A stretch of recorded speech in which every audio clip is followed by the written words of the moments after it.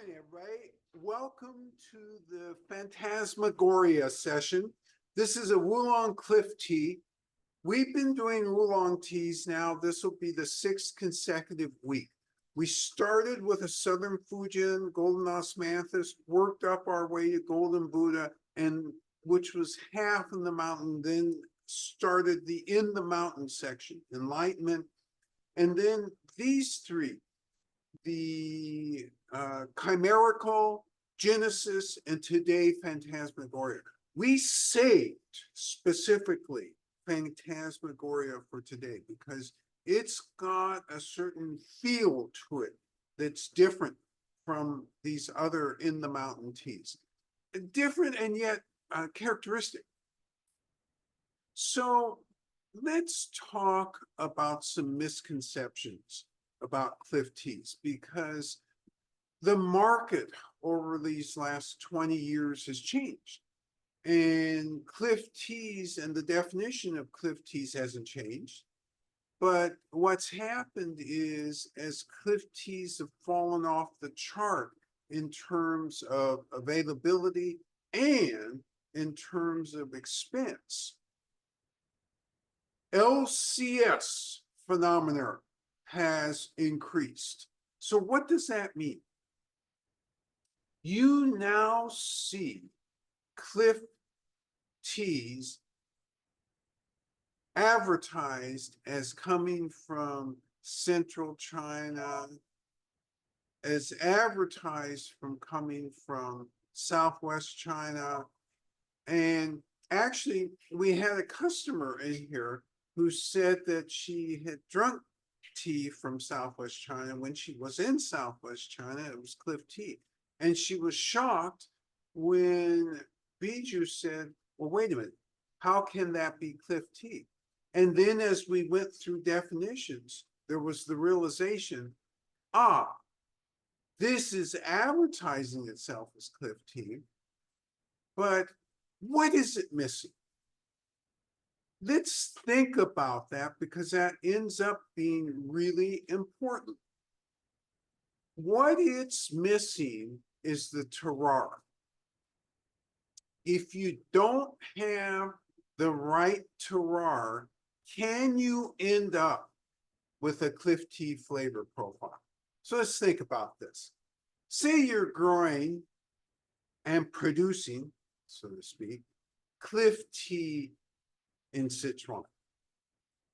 So what does Sichuan have? It has mountains. Oh, that's good. That's a great start. It's in China. Hey, oh my God.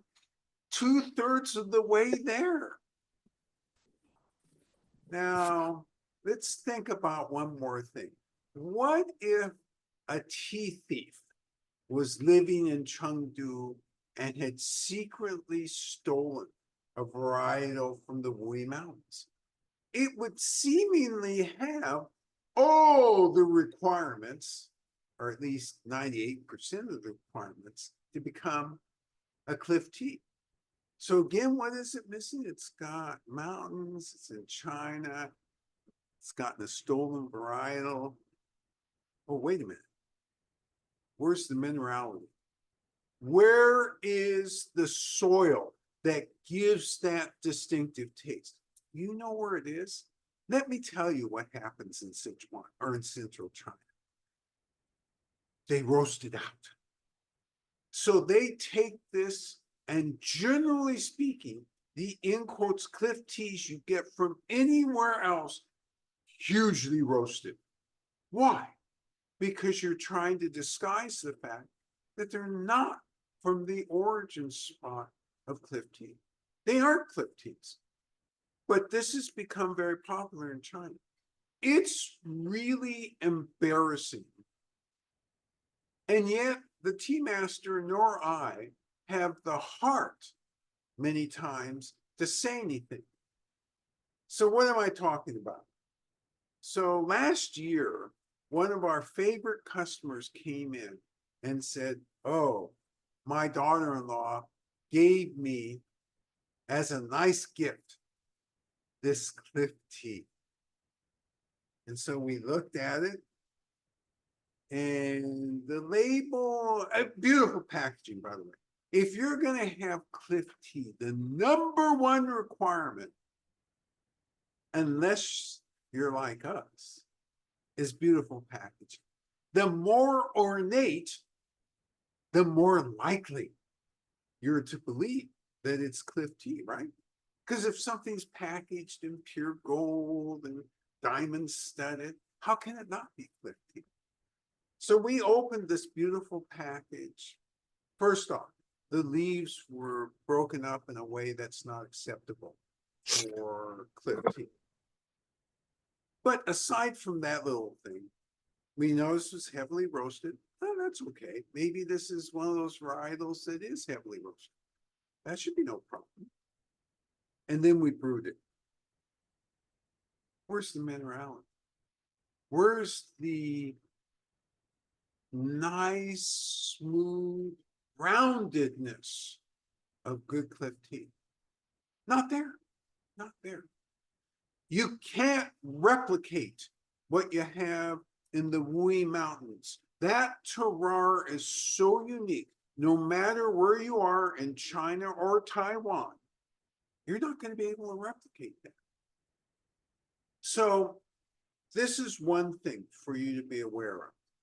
Let's talk about something else, which as I was preparing for this week, I realized I've really not talked to all of you about this very much because I take it as a matter of course.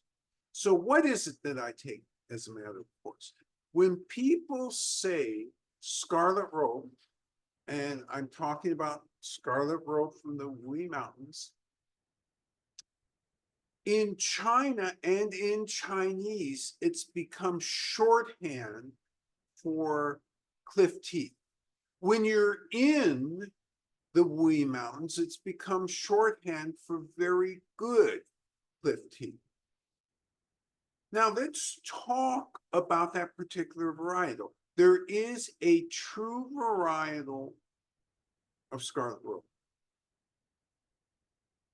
Can you get that true variety? You can't. I can't. I suppose we could if we had about $1 million. That's about what it would cost to get a pound of it. And by the way, if you're thinking, well, I don't have $1 million, but I've got, a couple 100,000, you can get 20 grams for 50 or 60,000. That was such a bargain. 20 grams in the way we make it here, and we make it real good here. We could make 6, well, let's strike that. 2.5. Oh, that's the wrong number also. 3 outstanding cups, maybe 4 outstanding cups. $60,000. That'd be about $12,000 a cup. Actually, my math is not very good, is it? Thank you for raising your eyebrows. That'd be $15,000 a cup. You're right. I mean, we're not going to drink that unless we're guests of somewhere or someone who's got lots of money or lots of clout. And this would be old style. What do I mean old style? The last time it was legal to pick true varietal scarlet robe was in 2006. 2006, the Chinese government said, no more, don't do it. If we catch you, that'll be the end. So they were really serious about that, and they put patrols there, and they really cut that off. So anybody who had true varietal scarlet robe, unblended, single source, would have had to have gotten it from before 2006. And that's okay, I'm not picky. If somebody offered me 2005, I'd take it in a heartbeat, except I wouldn't be able to pay for it. But I'd take it. And if I were a guest where they were serving it, I'd be so happy because I'm interested in that stuff.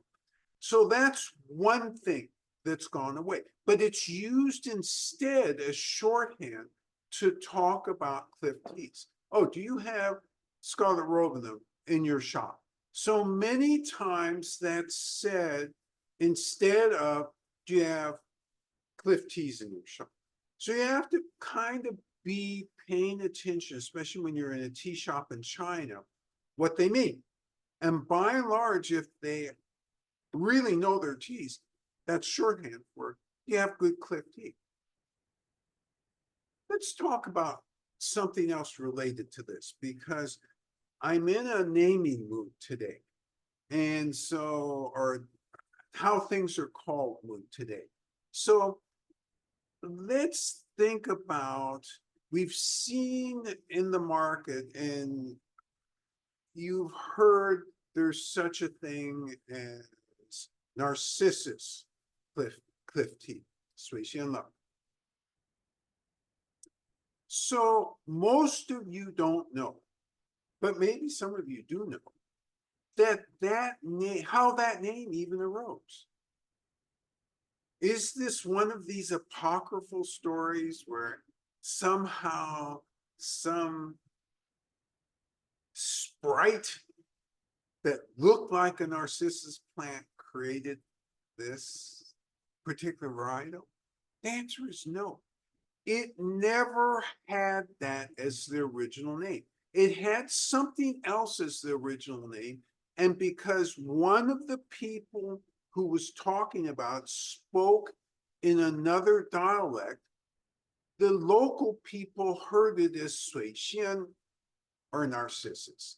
And so this is how that name arose. So, you're thinking, oh, and you go to a tea shop and they tell you, oh, I'm going to serve you Sui Xian. You smell that narcissus smell in it? Wow. I think now that you know the origin of that name, you'd right away be on your guard because you'd say, what narcissus smell? How is it you get a narcissus smell out of this?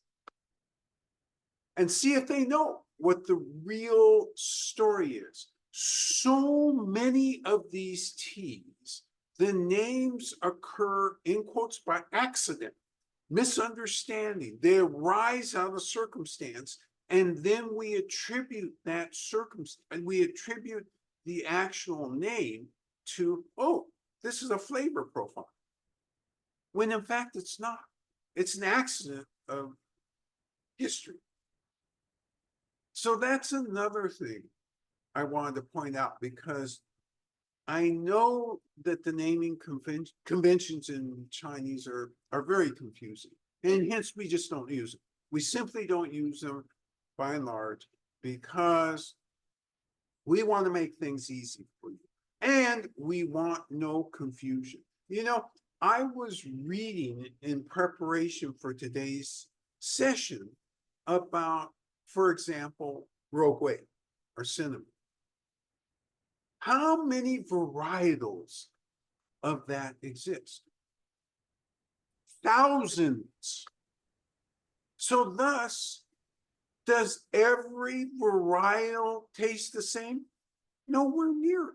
This varietal is a genomic declaration. Hence, if you use the word cinnamon, you'd better, as a tea consumer, be asking questions. Where does this grow? What part of the mountains? Is it from in the mountains? Those questions are much more important. Yes. Peter asked the catch-all name. What could you spell out the catch-all name for really good oolong? Oh, scarlet robe. Okay, and Peter, and did you get that name also in Chinese? I'm No. wondering whether that. Okay. But the name in Chinese is Da Hun Pao. Right. And so that's the catch-all name for cliff teas in many shops. What does Da Hun Pao look like? What does scarlet rope look like today in the market? What should you expect if something's labeled Da Hun Pao? It's labeled from within the mountain. What should you expect? You should expect minerality. That's the first thing. You should expect that it's a blend. it's impossible if it's not a blend. If you go into the store, hey, for $100 an ounce, I'm gonna sell you real scarlet rope. This is single variety. Your eyes should roll to the very top of your head, and you should exit the shop immediately. Because first off, it isn't single varietal. There is zero possibility, and I've explained why. And second off, $100 for an ounce, and it's single varietal? Not happening, not happening. So you have now real numbers in your head, and you have Scarlet Robe is really a blend. At the highest levels, it's a really great blend of clones from their original bushes. Those things are expensive, but they're good and they're reachable. In this shop, we have that. They're reachable and attainable by all of you. But they're not single source. And they aren't the $1 million a pound things. I'm sorry about that. Love to be able to serve you. But no. What else did I want to touch on today? I wanted to touch on what's happened to the process of Cliff teas overall and why. As soon as you get money involved in tea, and you start to get really big money involved in tea because of rarity, perceived rarity. Let me put that that way. Actually, that's false. It really is rarity. Then you begin to have others outside of the area where it's produced, looking over the fence and saying, oh, here's an opportunity. So we talked about the lack of accurate or proper terroir. We've talked about what some of these teas really are. One of them in particular, Scarlet Robe, is really a blend. And we've talked about the over roasting that tends to go on outside of the area where the cliff teas are grown in order to disguise the fact. Now, you know what? I left something very important out. What about the farmers who make this stuff? What about those people? Are they just chopped liver? In other words, you can hire any tea farmer and you're gonna be able to take tea, roll it up, dry it, wither it, shape it, let it recover its shape, wither more, have the right temperature, and then roast over a 3-month period and produce a beautiful tea. Can you just find any tea farmer to do that? Hey, better yet, how about if I'm creative and I'm a great cook? Maybe I can just cook up and produce something really nice and delicious.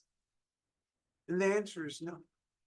So now I'm going to give you an insight. What is one of the reasons that we have a small factory in Fujian, in the Wuyi Mountains, as a matter of fact? It's so that we can have as guests farmers who are very skilled, show us slices of the process.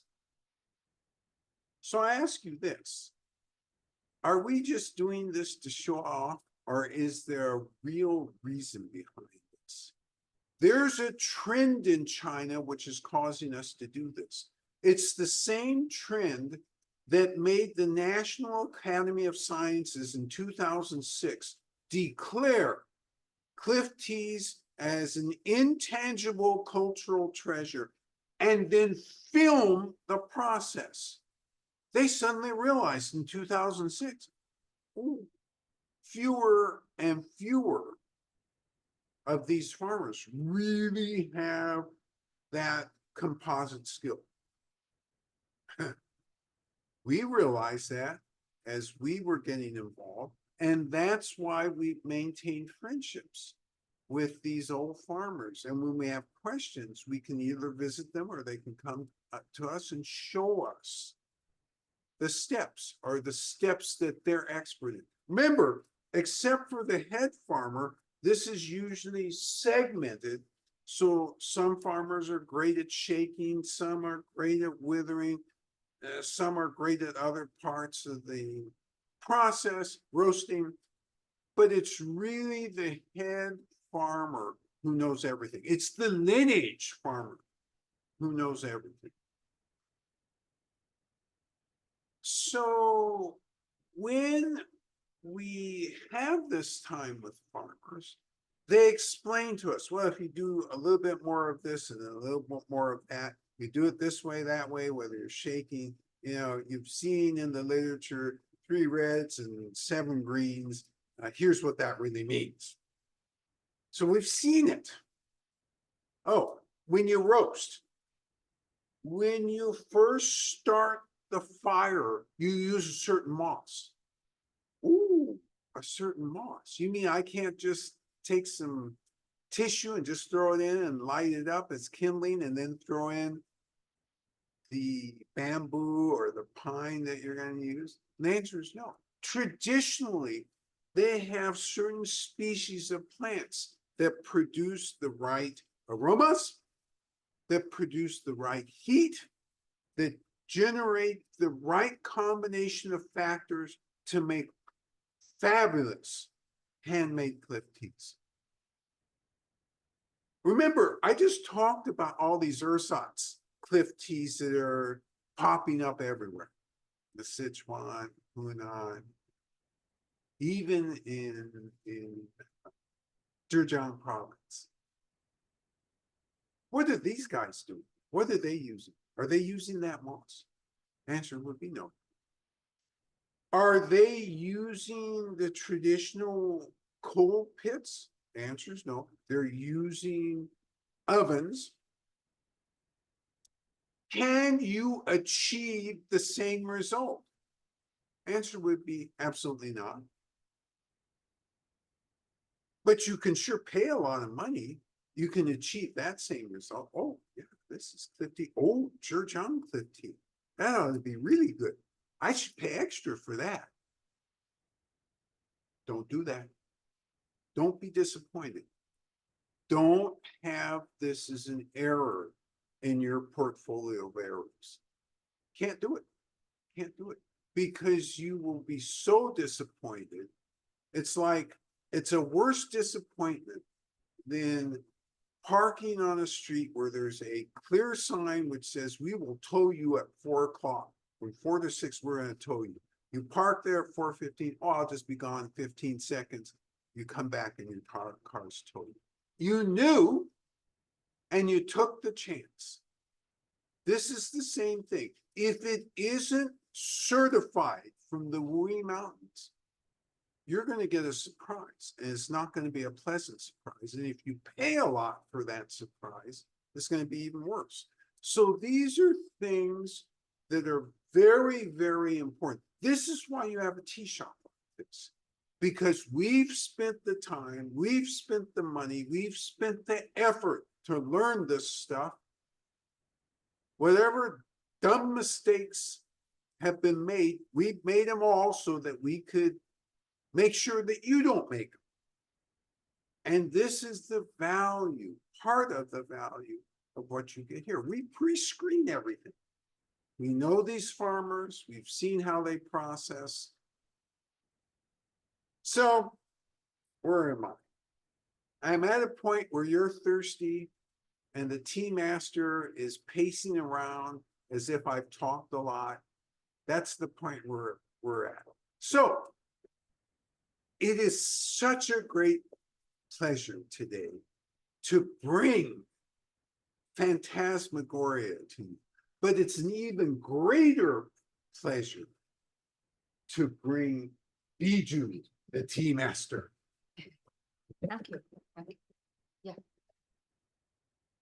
Okay, we do, it's the highest tea. Okay. Tea. Oh, I prefer, 8 grams, 8 grams. 4 minutes, steep 4 minutes, 20 seconds. 4 minutes, 20 seconds. Yeah. So she set up her tableau as usual, 16-ounce. Glass cup, tea toy, you don't have to have a tea toy, that's optional. And a small Yixing pot, also optional. Oh, I'm sorry, that's not an Yixing, that's a Chaozhou pot. Actually, it's a brand new pot. Yes, we were sent that as a gift. We're lucky to have really good gifts. This is a really outstanding. All right, you notice she pours inside and out. When you have Yixing pots or a Chaozhou, it's important to do them because cliff teas, properly made, lovingly made, love the heat. And this is an extension of true Kung Fu style from Fujian province. Obviously, in Fujian province, small cup. But we have taken essentially the same principles and applied it to large cup. All right, the 8 grams she's putting in the pot.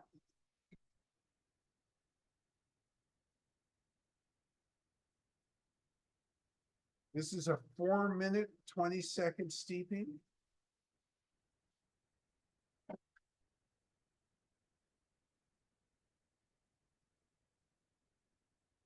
And she's drawing 200-degree water, which she'll pour into the pot.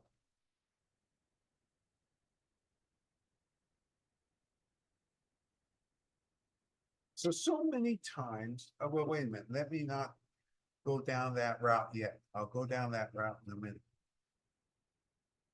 Let's first focus on what she's doing. She's pouring it in directed. That's why she's using a kettle with a spout so she can see exactly where it's hitting.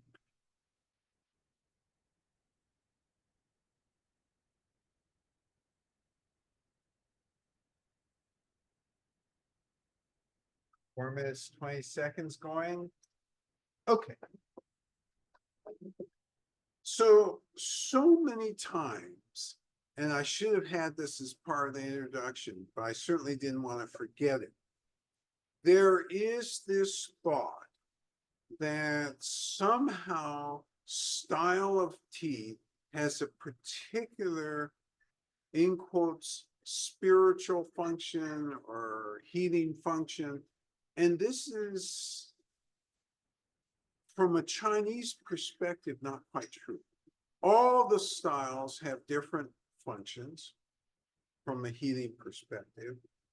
And when you think of cliff teas, in essence, these are truly the most complicated teas to make. It is not the fermented teas. There is this mistaken notion that fermented teas are the most complicated to make. That's couldn't be further from the truth. The cliff teas, to properly make, particularly when you get them from within the mountain, those are the hardest of all to make. Phantasmagoria took 8 months to make. And this was 8 months. Now, let's not get confused here. If I say I made a chocolate chip cookie and it took 8 days, you'd be thinking, Christ, he's baking it what, every day? Or no. They're not working on it every single day. They have to let it rest after the first roasting. Then they have an intermediate roasting, more rest. And at a certain stage, they do 1 or 2 more roastings. But you've got to have rest in between the roastings. And you sort through and make sure that the leaves remain uniform. And so timing, it's all about timing. as you do this. And in China, generally speaking, in the old days, the annual making of it extended into October, picked usually in late March, April, all the way up to the beginning of May. Sometimes that process would go all the way to the beginning of December, and then it wouldn't be put on the market until the following year. These days, it does get put on the market for some of the varietals faster. It comes here very fast, and so we put on the market as soon as we name them. And therefore, you're getting stuff that in the beginning, huge minerality. Yes. Question about the photos. Peter asked, the photos look like the tea trees, bushes grow right on the cliff. Is that so? Yes, so Peter noted that you have tea trees, tea plants growing on the sides, on the tops, and in the valleys. And so the answer to that is yes.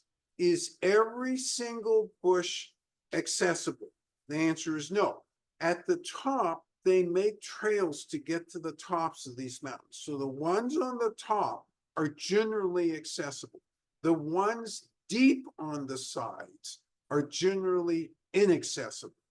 There's no real way to get those. So in a way, this is the preservation of the species, isn't it? Because should something catastrophic like a flood or anything else man-made happen, and the stuff in the valley or even on the top is heavily damaged or destroyed, you still have the stuff that's been unpicked on the sides, which may be still accessible. So great question. Beautiful area, by the way. It's a lovely area. Yeah. So that was 4 minutes, 20 seconds. Tea Master is in rhythm, pouring the tea, not in a huge hurry, making sure that every one of these precious drops makes it into the cup. Jeremy comments, the leaves seem more compact than the two previous oolongs. Slight leafy aroma of dry leaves with a small hint of spice. Oh, that's interesting. All right. So Jeremy talks about the leaves seemingly more packed.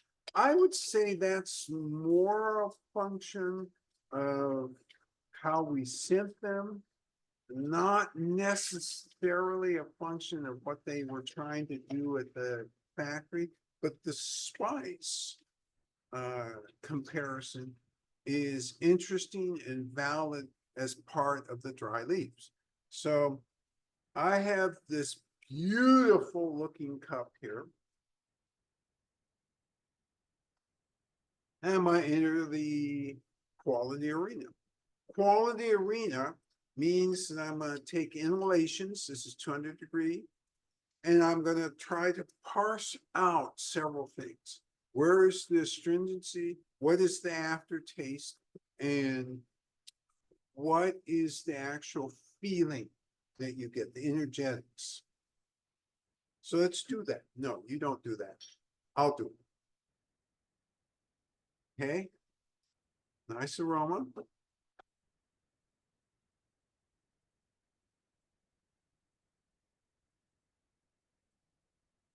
Okay, I understand the astringency. Working on the aftertaste. I'm getting it now. I'm going to do sip number 2.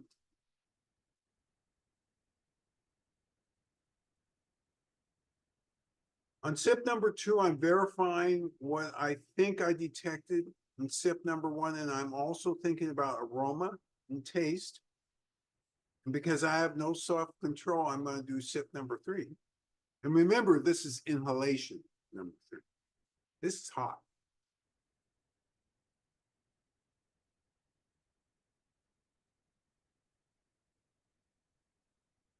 Wow. All right, so it's your turn to brew.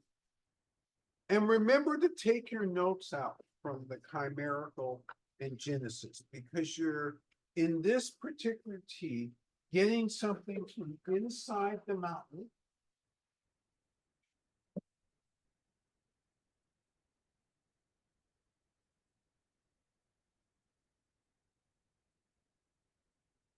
You're setting your timer, if you're doing it in an niching pot, for 4 minutes and 20 seconds, unless you're doing it in one of those extra special pots. In which case you're setting it for 3 minutes and 50 seconds. Normally, what you would do with that special pot is still use the 4 minutes and 20 seconds, but instead of the 8 grams, you would use 7 grams. But that doesn't make sense in this case, because you'd be left over with 1 gram, or you'd have 1 gram left over. So it makes sense to do the timings a little different.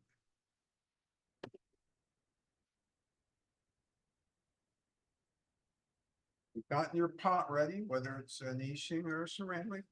You get the leaves in there.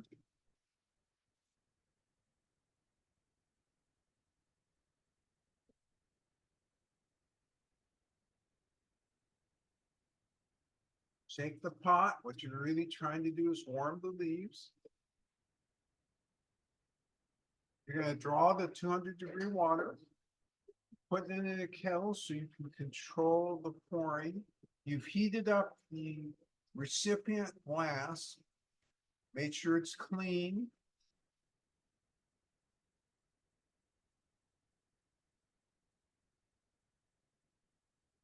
And everything is just got its rhythm. And I hope, again, you have your notes out, because this is quite different than chimerical and genesis. You're adding the water. You're setting your timer and starting it for 4 minutes and 20 seconds. Okay. Peter asks, have you ever seen a general breakdown of the mineral content in the Wuyi Mountains? I have. So the question is, does very distinct and specific and detailed analysis exist of the minerality or the mineral breakdown of the soil in the Wuyi Mountains? And it does. You would have a hard time finding it because it's mostly in scientific articles, and it's mostly by particular area. In other words, if the question is there a compendium which has page after page, small area after small area, I've never seen that. But I've seen plenty of studies when they're looking at these teas, they are able to break down what the soil content is in the particular areas.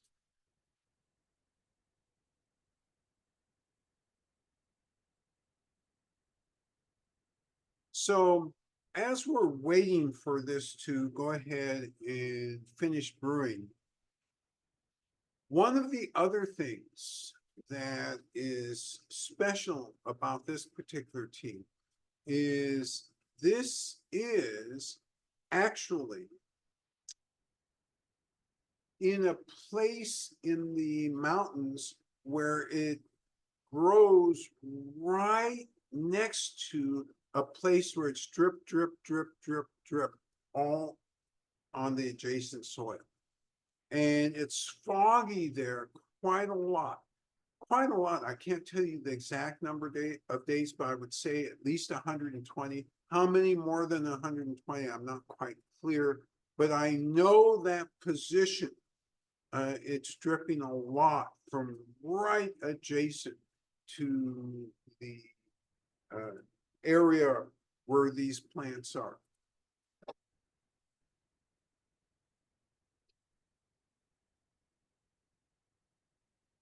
So again, make sure you have your notes out, because this is distinctly different than the last couple of weeks. And yet you'll be able to tell right away this is a equivalent quality, even though how it presents itself is so different. This, by the way, takes about 30 steps to make. And these steps we've gone over before, but it's essentially pick and you wither and you shake. And then sometimes, not sometimes, all the time you re-wither because you're looking for a specific effect. When you are ready to roll, and it takes a bit to get yourself ready to roll. And you really are looking for the 3-7, so 3 reds and 7 greens. And that's just one of these cute sayings which emphasizes that about 30% of the leaves will be bruised in such a configuration that the edges turn deep red, but the centers stay green. The others may have less of that red, more of the green. And so they're looking for ratios when they do this. And this is from experience. There isn't a formula book for this. Once they've gone ahead and rolled, and sometimes what they do is they do a second roll, and in between the first and the second rolling, they let the leaves kind of, in quotes, recover. It's really amazing. You see these leaves all rolled out, and then you put them in the air and they kind of open up again. It's really amazing. Yes. Jenny says, love that you can smell something like limestone off the top. Oh, wow. What a great and interesting comment. So Jenny says, this has an unusual smell right off the top, and it's like of limestone. And it's that minerality right out of the box. Great catch, great comment. And again, it's an appreciation of what distinguishes these styles of tea from, in quotes, Cliff teas from anywhere else, because you won't get that limestone sense if it's not from this area. It's got to be from this area. Otherwise, you're just not going to get that. So go ahead and enter the quality arena. There's a wetness, Peter says, there's a wetness to the texture of the smell, strange as that sounds. And the first sip instantly connects. Stain power is thick. So love Peter's comment here, particularly he draws a comparison between, in quotes, a wetness at the beginning with a thickness at the first sip. So I think the wetness is in the smell. Was that right? Wetness to the texture of the smell, yeah. Yes. Okay, so wetness, a dampness, a wetness to the texture of the smell. Love that. And then a thickness when you actually taste it. And there is a thickness to this. And you notice in chimerical, we talked about an aggressiveness, a forwardness. In Genesis, we talked about a depth. This one, right away, we're talking about thickness. Substance. Yes. Rob says the smell of the tea water is butter, caramel, roast, with hints of dry plum and raisin. This is very rich. The scent takes my mind to other worlds. Very rich scent, caramel, butter. That's in the taste, by the way, right? That's in the scent of the tea. Scent of the tea, okay. Plum, raisin, just rich. And again, linked with Peter's comment, thick.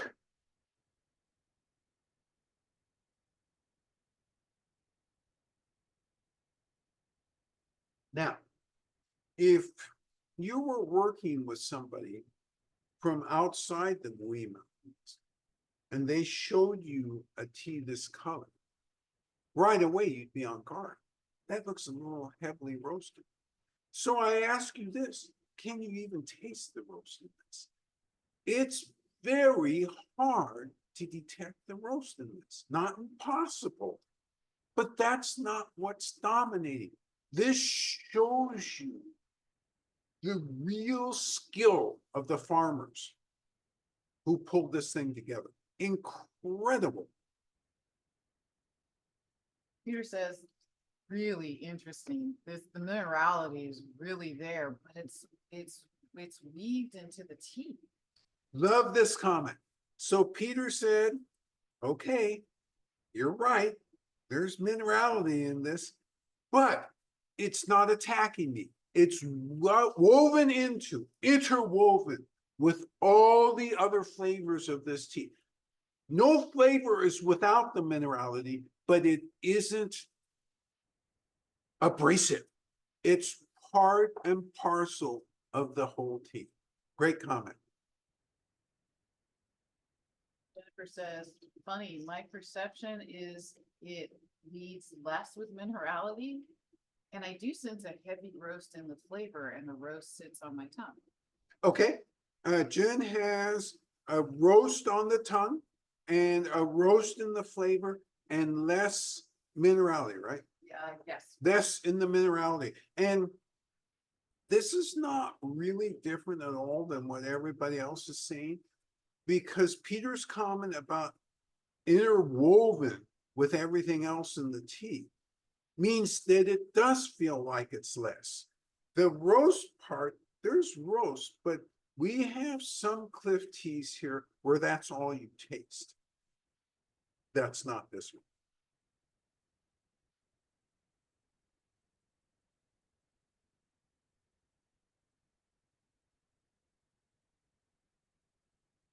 Shares.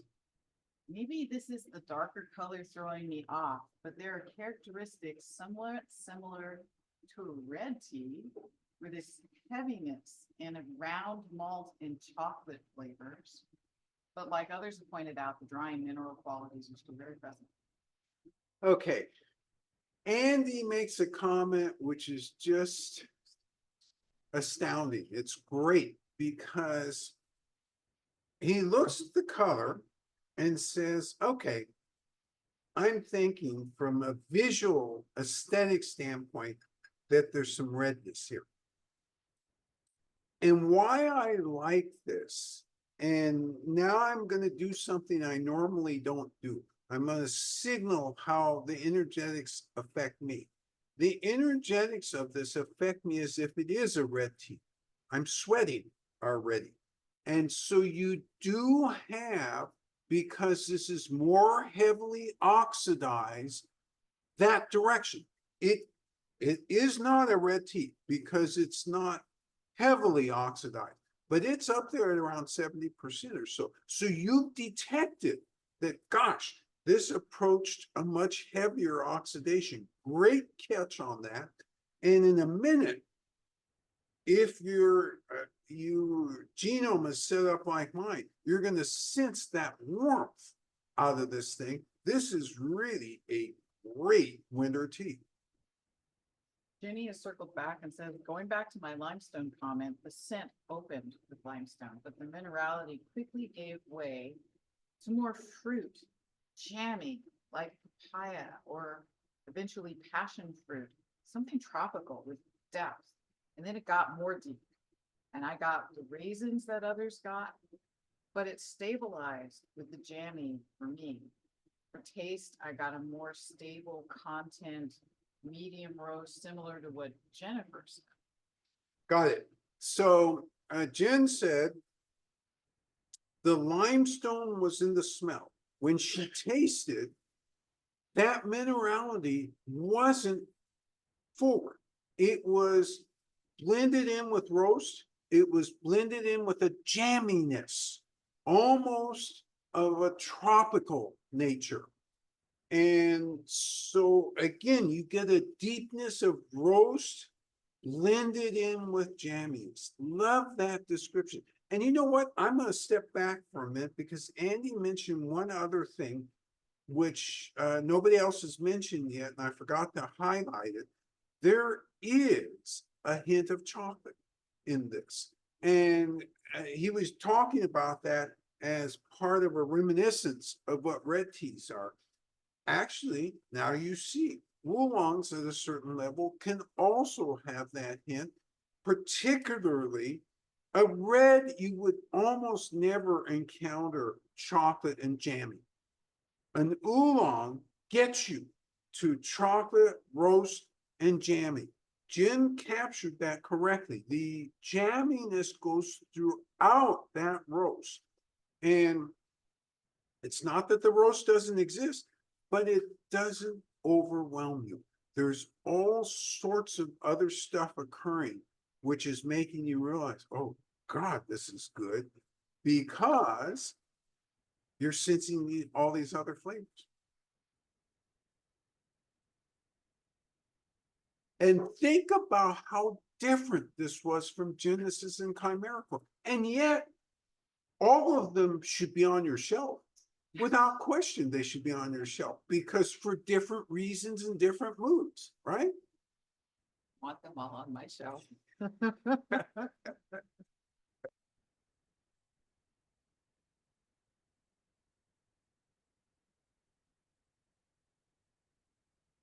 Well, folks are thinking, I'll say, I think it's really interesting that Jenny landed on a medium roast vibe after all of this crazy, like, depth and minerality, just at least in her description of her experience. I know we're all unique, but that's what an interesting combination.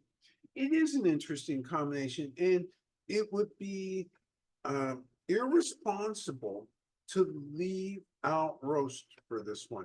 This one definitely has roast, and yet for me, I get to that roast as part of this continuum of all these other flavors. And unlike, say, we had that golden Buddha. So the golden Buddha had roast and then a little bit of aftertaste of floralness. This has roast right away, but in that roast, flowing along with it, buried in there, all these interesting fruit flavors, chocolate flavor, the thickness. That's the other thing, the thickness of this compared to the other teas that we've had. This is when you're in the mood to be warmed up and to really be brought home. This is one of those teas. And for Jenny, she knows all of that for her was in the scent, and she added a moment ago, hey, I think my ability to smell is better developed than my ability to taste. And so she was getting all of that off of the scent. Ah, okay. So Jenny got most of that description off the scent rather than the taste. Some of you, Rob got a portion of that off of the taste and the scent. And Andy, I think, got that off of the taste, the chocolatey and the depth of it. Peter also got the depth of it and thickness of it off the taste. So this has this huge range. It's tricky because you think it's one way the first second, and then as you go through it, it just gets richer and richer and richer. Peter observes, I notice this so far more diffuse energetically and spreading. Did you connect the oxidation to the warming in this tea? Yes. So Peter asked, did I make a connection between oxidation and warming of the tea? In general, but not always for everybody, again, because we are genomically different, but in general, and this links up with traditional Chinese medicine, the more oxidized the tea is, the older the tea is, the more warmth there is. And let's clarify that, because I realize I just gave you a misleading statement. Not the older the tea leaves are. What I mean is the older the tea tree or the tea bush is, you will tend to get more of that warmth throughout your body, the groundingness throughout your body.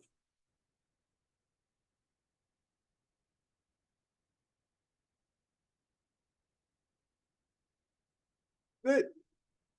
This was a fun session. This was a fun set of 3. Chimerical, Genesis, and Phantasmagoria. Everybody who's been in the shop and had Phantasmagoria has absolutely been blown away and surprised in so many different ways. So we knew that this would catch your attention. We loved being deep in the inner part of the mountain with these teas because this now exposes you, gives you context. What does it taste like? What should it taste like? If somebody says, oh yeah, this is from in the mountain. Well, now you know, you've got a range to look forward. Now, in some ways, this sounds like we're about to conclude the Cliff Teas. That's not true at all. We have one more session, I should say one more set of 3. And we're going to do Nectar, Golden Goddess, and Golden Resurrection over the next 3 sessions. Why are we doing this? Because everybody knows that I have a hard time fitting all the information in to 6 sessions. And so we put an extra 3 for all the things I either A, forgot to tell you, or B, wanted to tell you, and I just ran out of time. There's much more to talk about, and we will take our time. Bring questions for the next time, if you have any, about the Cliff Teas in general. All 3 of what we're going to cover over the next 3 weeks are Cliff Teas. This is really a banquet of Cliff Teas. The ones that you have over the next 3 weeks will have flavor profiles that are different from the first 3, different from these 3, but are good in their own right, I should say, and are great in their own right. So, as usual, your responsibilities this week are to stay healthy and really look forward to seeing everybody next week. Thank you, and I salute you for all your great commentary. As usual, you're tasting down into the teas and making very perceptive commentary. And I look forward to seeing everybody next week. Bye-bye now. Here.